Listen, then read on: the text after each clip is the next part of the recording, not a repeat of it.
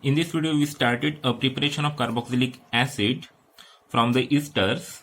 Esters can be hydrolyzed to the carboxylic acid by using mineral acid like a H2SO4 or alkali like a NaOH.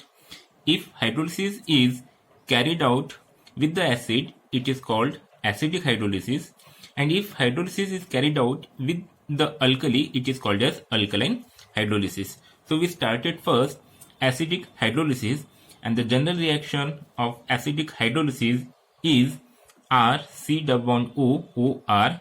It is the formula of ester plus H2O, then dilute H2SO4.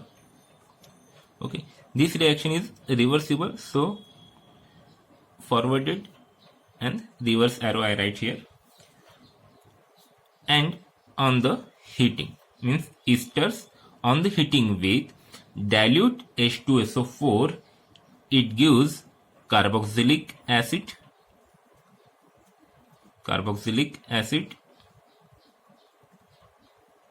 plus ROH, alcohol. Let's take some example. C6H5 C double bond O O C2H5. It is an ethyl benzoate. Okay. Now this ethyl benzoate, when treated with the water in the presence of dilute H2SO4 and on the heating, it gives C6H5 C double bond O OH benzoic acid plus C2H5OH ethanol.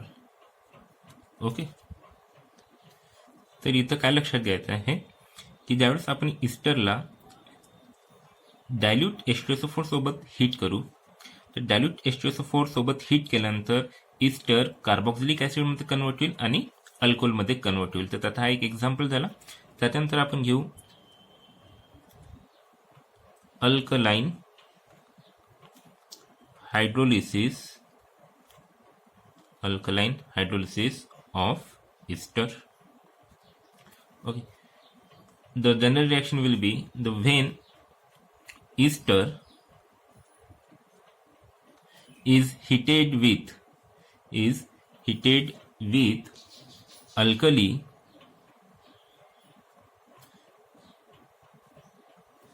first it gives a salt of carboxylic acid R C double bond O O N A plus alcohol. Okay, म्हणजे या ठिकाणी काय होईल की ईस्टरला ज्यावेळेस आपण heat करू alkali सोबत, तर त्यावेळेस तयार होईल त्या ठिकाणी सॉल्ट ऑफ कार्बोक्सिलिक ॲसिड आणि बाय प्रोडक्ट तयार होईल अल्कोहोल. ठीक आहे. The example will be phenyl propionate. The formula phenyl propionate is C2H5 C double bond O O C6H5. When heated with NaOH,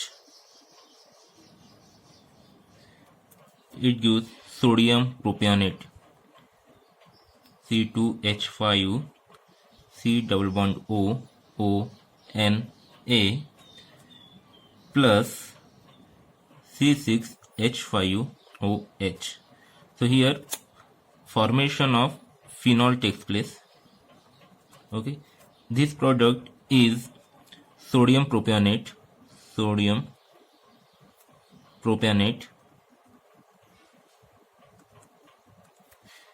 Okay, and this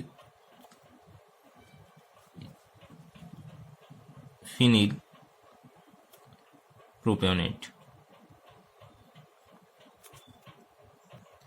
तर या रिॲक्शनमध्ये आपण काय केलं की फिनाइल प्रोपॅनेटला अल्कली सोडियम हायड्रॉक्साईड सोबत हीट केलं तर आपल्याला तिथे मिळतं salt of carboxylic acid sodium propanoate आणि फिनॉल मिळालं.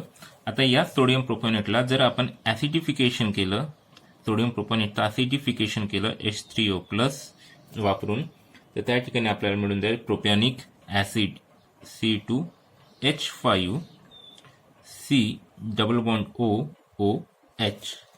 याचं नाव आहे propanoic acid, propanoic acid. Okay, तर हे झालं अल्कलाइन हायड्रोलिसिस ऑफ ईस्टर की ज्याच्या थ्रू आपण काय तयार केलं, carboxylic acid.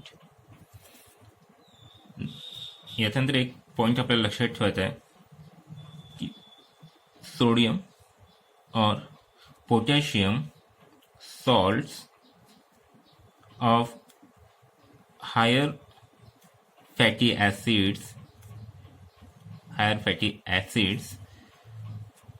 are called soaps. Okay, so alkaline hydrolysis of ester is called saponification.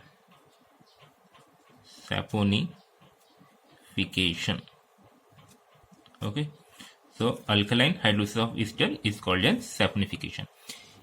Next we discuss the mechanism of acidic hydrolysis of ester.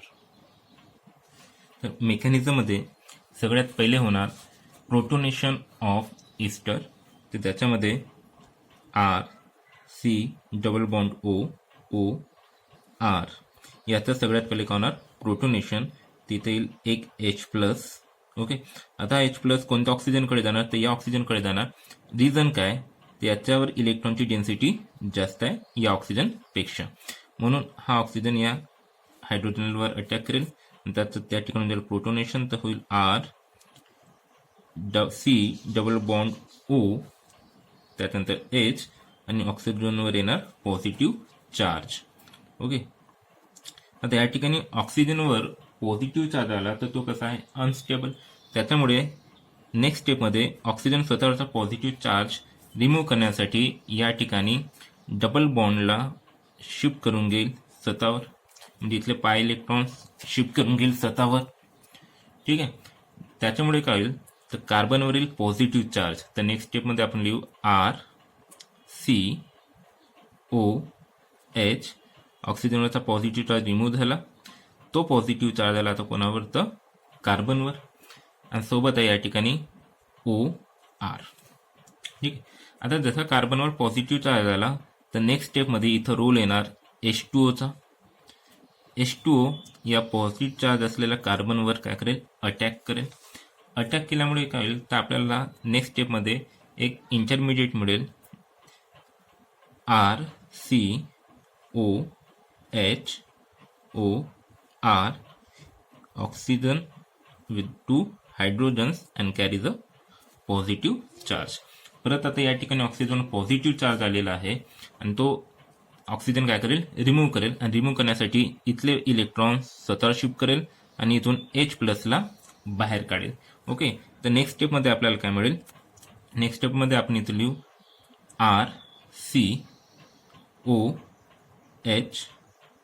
Okay, त्याच्यानंतर खाली सुद्धा राहील OH आणि इकडे असेल OR. ओके, आता या एकाच कार्बनला 2 हायड्रॉक्सिल ग्रुप अटॅच आहे आणि आपण अल्कोहलमध्ये स्टडी केला आहे, एकाच कार्बनवर 2 OH ग्रुप राहत असेल तर तो कसा राहतो, अनस्टेबल. ठीक आहे, तर मग या केसमध्ये काय होईल, तर नेक्स्ट स्टेपमध्ये इथं होणार इलेक्ट्रॉनचं शेअरिंग. ठीक आहे, इथं काय करेल, ऑक्सिजन आपले इलेक्ट्रॉन्स कार्बन सोबत शेअर करेल, ज्याच्यामुळे हा वाला जो बॉन्ड आहे हा बॉन्ड इथं ब्रेक होईल आणि इथले इलेक्ट्रॉन्स ऑक्सिजन स्वतः शिफ्ट करून बाहेर पडेल ॲज अ RO-. ठीक आहे, हा बाहेर गेल्यानंतर काय तयार होईल, तर इथं तयार होईल RC डबल बॉन्ड OH आणि ऑक्सिजनवाल्याचा पॉझिटिव्ह चार्ज, कारण की त्यांनी इलेक्ट्रॉन आपले या कार्बनसोबत शेअर केले. ठीक आहे, त्याच्यानंतर खाली असेल OH प्लस RO मायनस बाहेर गेला. ठीक आहे. आता या नेक्स्ट स्टेपमध्ये काय होईल की हा जो RO मायनस आहे हा स्ट्रॉंग बेस आहे. हा स्ट्रॉंग बेस आहे, त्याच्यानंतर ऑक्सिजनवर पॉझिटिव्ह चार्ज आहे, तर ऑक्सिजन स्वतःचा पॉझिटिव्ह चार्ज रिमूव्ह करण्यासाठी इथून H+ ला बाहेर करेल. ओके, आणि त्याच्यानंतर हे इलेक्ट्रॉन शिफ्ट होतील ऑक्सिजनवर, तर त्यावेळेस हा जो O मायनस आहे हा अप्रोच करेल या H ला आणि आपल्याला प्रोडक्ट मिळेल RC डबल बॉन्ड OH म्हणजे ॲसिड आपल्याला मिळाला कार्बोक्सिलिक ॲसिड प्लस ROH म्हणजे अल्कोहोल. तर एक मेकॅनिझम आहे ॲसिडिक हायड्रोलिसिसची. जर तुम्हाला अल्कलाइन हायड्रोलिसिसचं सुद्धा मेकॅनिझम पाहिजे असेल तर चॅट सेक्शनमध्ये तसं लिहा आणि जर व्हिडिओ आवडला असेल तर त्याला लाईक करा.